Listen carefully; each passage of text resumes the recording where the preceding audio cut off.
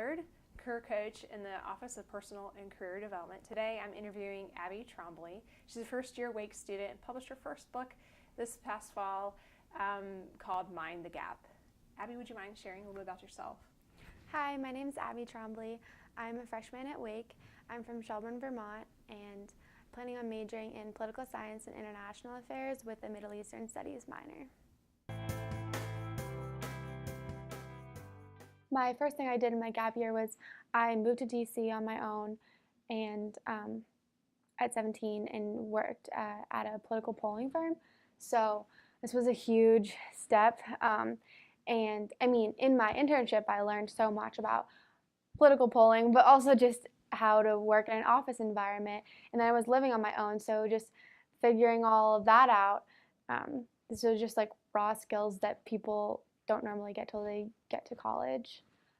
And then I went to South Africa for 3 months and had a completely different experience. And from that, I think I really just learned how to adjust and how to make the most out of like every situation, and even when life throws things at you that are you don't know how to respond to and you don't expect. Mm-hmm. I just felt like I had had such amazing experiences, and I really wanted other people to have these kinds of experiences and to realize that it's very possible.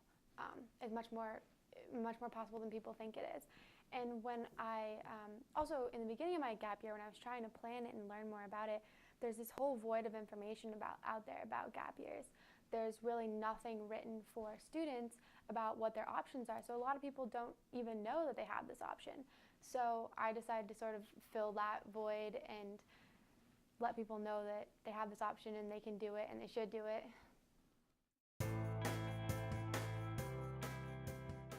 I could have never planned the year ahead of time because each experience I had gave me the skills and the confidence I needed to do the next experience. So if you had asked me in June when I figured out I was going to take a gap year, if I would have gone and lived in the South African bush for 3 months, I would have said, no way. And but after living in DC and realizing I could do it, that's what led me to the next thing. So I couldn't have possibly planned it ahead of time, but at the same time, each experience prepared me for the next, so I felt ready and I felt like what the next thing I was doing had a purpose.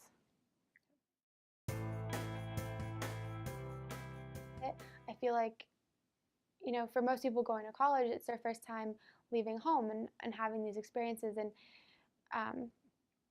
for me it wasn't. I already knew how to do that, so I don't know, I guess so much more was like expected of me than had ever been before in my internship, but then also like in South Africa, and then when I went to London, took a class there as well. So I guess I just had a lot more like thrown at me at an earlier time, so it made the transition a lot easier.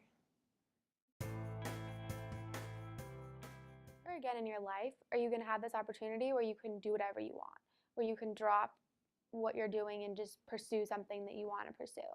And it's totally possible to tailor that for a resume, to look good on a resume, or to be able to talk about it in a job interview. But start with something that you're passionate about and that you're interested in and you want to explore, because this is your time to do that, and it might totally change your path. I think there's some other information that they can gather from you. What would that be?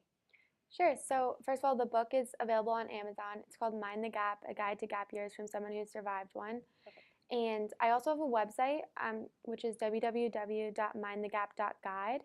And I have some more information there about the book, about my gap year, and I also have a blog where I post bi-weekly topics, like specific topics about gap years. So you can read that for more information. That's great. Thank you. Thank you so much. Thank you.